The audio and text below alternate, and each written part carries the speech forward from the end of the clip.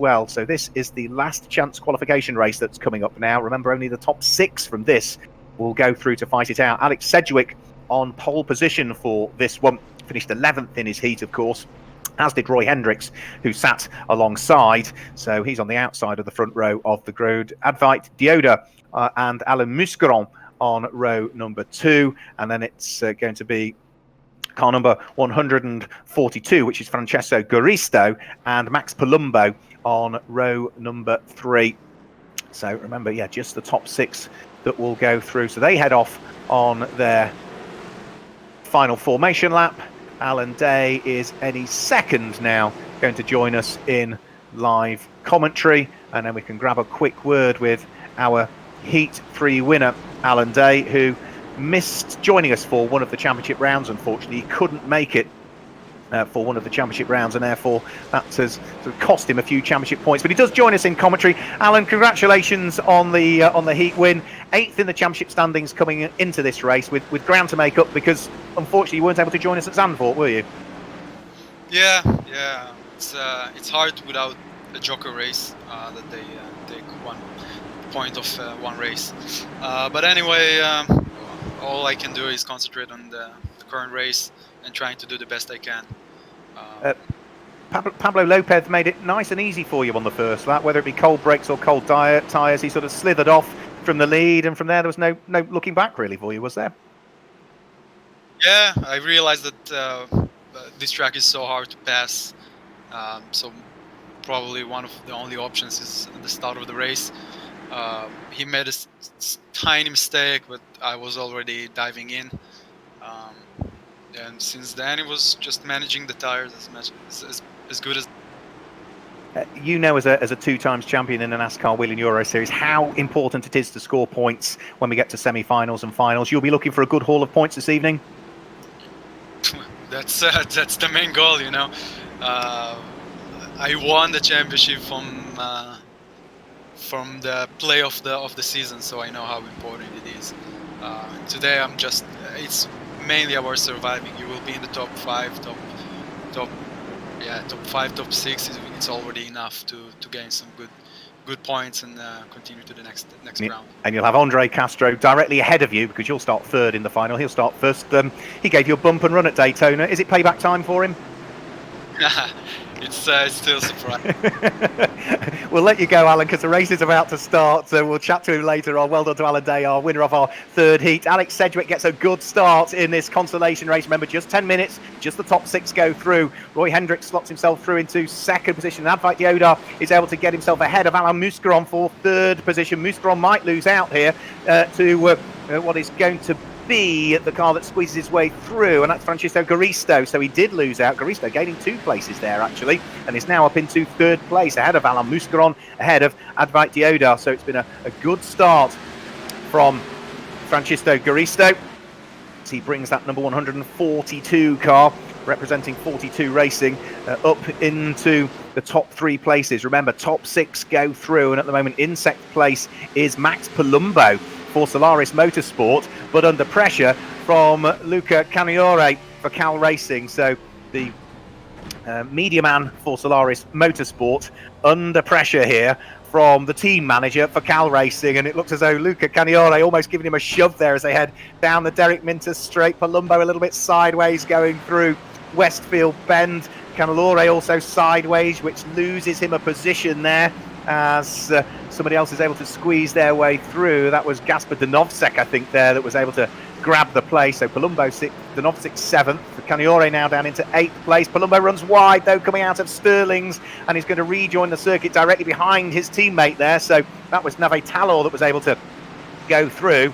We're looking at Santu Vuxatoria, who is running down in 10th position at this stage, back towards the front, and Roy Hendricks continues to sit there in 2nd place, but already 2.5 seconds up the road is Alex Sedgwick in this one. Remember, just the top 6 go through, and now Francesco Garisto dives up the inside, heading in towards Druids Corner. He moves up into 2nd place. Roy Hendricks drops down into 3rd position, with Alain Muscaron there in 4th place. Advait Dioda still in 5th place, and 6th at the moment is Gaspar Danovsek. So here's the last of those drivers that is going to qualify for the main championship points scoring race that will be coming up directly after this one. But remember, it's not just a 10-minute race like all the others have been, the heats of this one. It will be a 30-minute race, so tyre conservation will come into it, and staying out of trouble around what is a technically very difficult Brands Hatch Grand Prix circuit.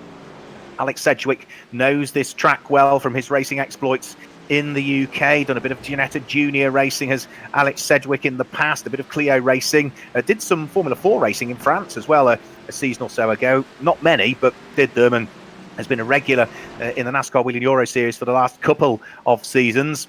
On to the brakes, in towards Clark Curve comes Sedgwick, the Brax Racing Ford out front and leading the race. A couple of cars have headed to pit lane. Sebastian Bleekie-Molen and Sven van Lara are both showing us in the pit lane at this stage with some sort of issue or maybe a penalty that they've been awarded. We'll have to wait and see and bring you confirmation of that, but that's going to drop them way down through the order and rule out any possibility of them heading into the main race.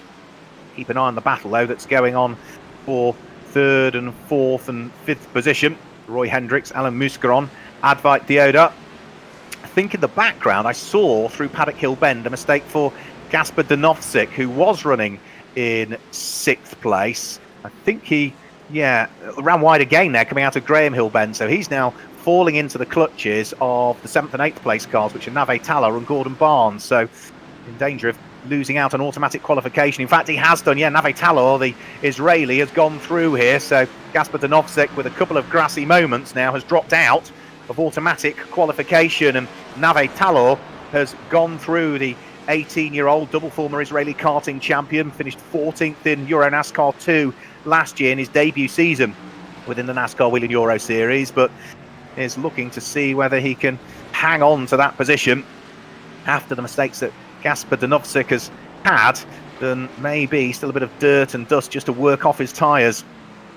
Bit of damage to the front end of Nave Talar's car by the look of things, bearing the scars of whatever's happened in the first few laps, but we're almost now at the halfway point of this race. Alex Sedgwick all of the time just increasing the lead margin that he's got. He's about 7 seconds up the road now from Francisco Garisto in second place, but this is a great little fight for what is 6th and 7th position. Onto the brakes in towards Paddock Hill Bend, where the circuit really drops away, off camber as well. So easy to get sucked into a mistake, braking too late going into the corner and ending up in the gravel on the way out of the corner. But both Talar and Danovsik are wise to that and are able to just maintain track position. A little bit of a wiggle coming out of Druids as Danovsik just pressed the throttle pedal a bit too loud. Here's the fight now for second, third, fourth and fifth all together. Francisco Garisto under pressure from Roy Hendricks, who's got Alan Muscaron not too far behind at the wheel of his white and light blue machine, the second of the two sort of with light blue flashes to it, and the yellow car at the back is the London-based Indian Advait Dioda.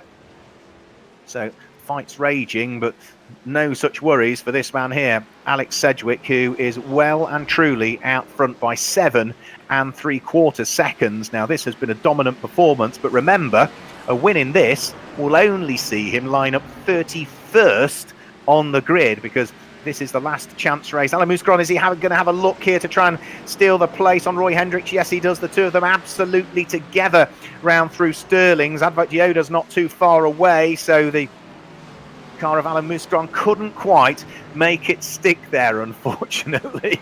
So he's going to have to mount another challenge to try and work his way through. Alan Muscaron is the reigning EuroNASCAR Club Challenge champion from last year. And if we look back at his car from Roy Hendricks, you can see that he is under pressure again coming out of Paddock Hill Bend. Muscaron's got the inside line this time, and surely now he's going to go through. Yeah, up into third. Advait Dioda would dearly like to follow him through and might just do that, Dioda, but he's now on the outside line for the next corner and has made it stick.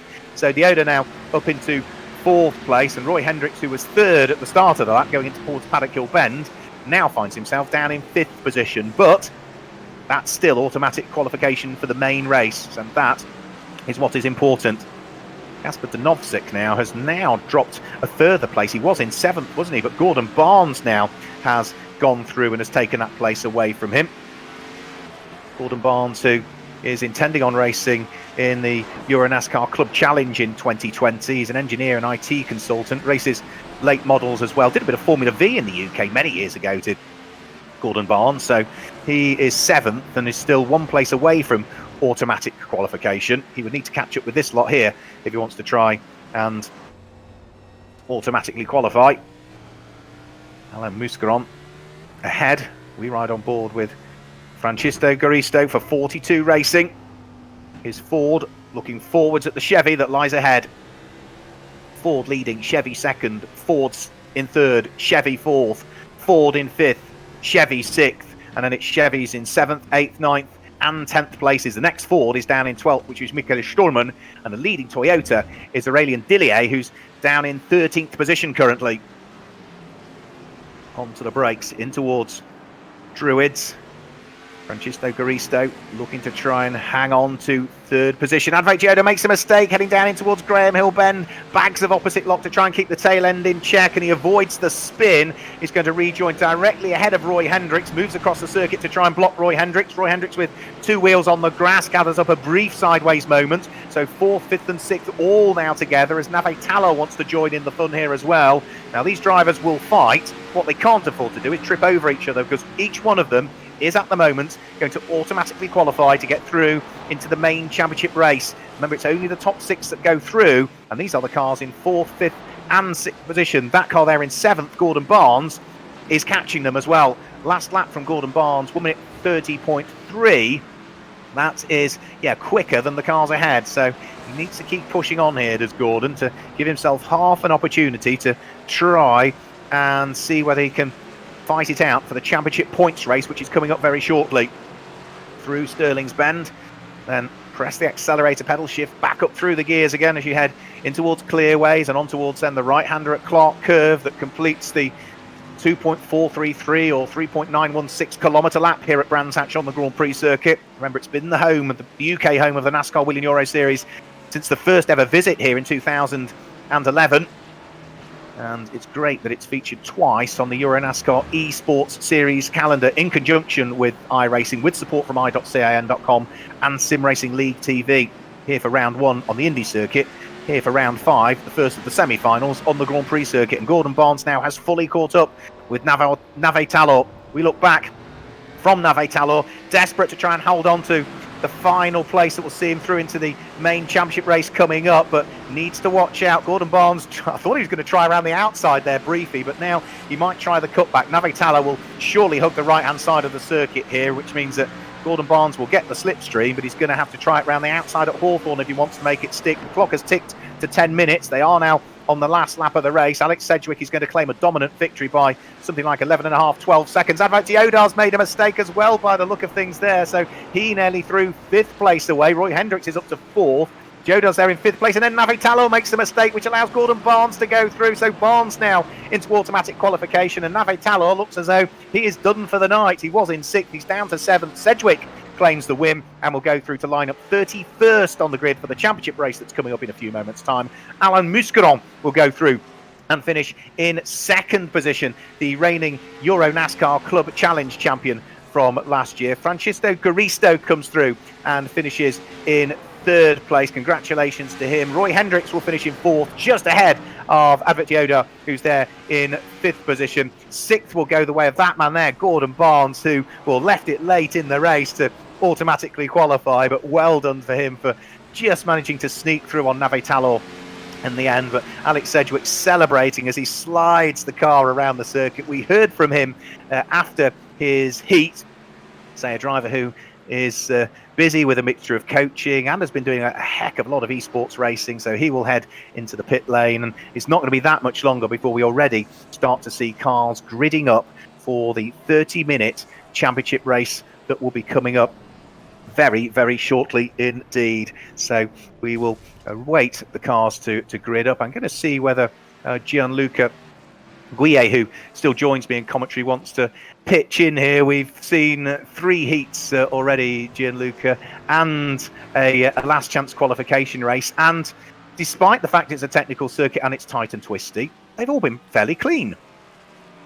Well, that's a surprise, especially for the last chance qualifier, which usually is the most Well, exciting race and full of unexpected things. Well, this one, it was pretty clean. Very good racing. Brands Hatch is always a great track, and I kind of I'd like now to see our cars going on the Grand Prix circuit in real life. But that's, the Indy circuit is great. The American Speedfest is great. But the Grand Prix circuit is also very good. I know we have just confirmation of the results then. Alex Sedgwick from Alain Mouscron, Francisco Garisto, Roy Hendricks, Advent Yoda, and Gordon Barnes are the 6 cars that go through to fill up grid slots 31 through to 36 for this final race for Nave Talor, Santi Vuxatorian, Chris Lehman, and Mikael Niemas, and everybody thereafter. They're out for the evening. They will not be scoring any championship points. You mentioned, it would be great to see the cars, Gianluca, here at Brands Hatch on the Grand Prix circuit. I know we were hoping at some point that we might have had Jerome Galpin join us, but the calendar has been set for or confirmed for some of those. Brands Hatch still trying to see whether we can slot in a date for the reorganisation of that one, I gather, at the moment. Yep. At the moment, conditions are not allowing the event to take place as of now. But of course, both organizations, both the NASCAR